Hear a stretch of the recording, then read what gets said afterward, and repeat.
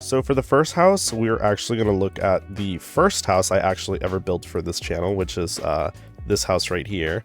Unfortunately, I wasn't able to find the house where I actually built it for the video, the first video I ever made, Minecraft related video. But so we're just going to look at the studio world because the studio world kind of holds everything that I've built over however much time. So yeah, we're just going to look at the most basic window designs here because this is kind of like the first build I ever really worked on. Which is just, you know, with windows, you don't ever really have to work with glass. You can work with multiple different kinds of blocks and stuff. Like, it doesn't have to be, you know, a specific block or anything like that.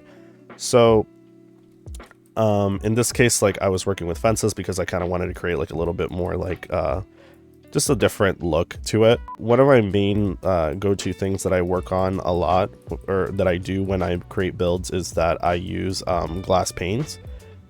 This is especially if I'm gonna make builds where the wall is even with the pillars, the supporting pillars. In this case, what I did was that I placed the glass panes like this, and then I just took trapdoors and I just placed them on the sides. And then you can place buttons along the top and bottom. In this case, I only placed them along the top, and it pretty much creates like these really like nice is it windowsills, or like, you know, the little like gates that you can use to like close the windows off and whatnot.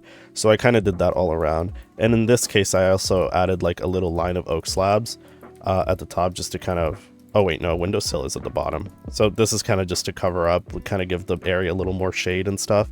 That's kind of how I do all the windows, and in some cases I kind of just leave the glass panes. So pretty much the takeaway here is that if you are used to using full blocks for your windows and your walls are kind of looking flat, glass panes can add just that little bit of extra depth without pretty much doing absolutely anything to kind of work on it.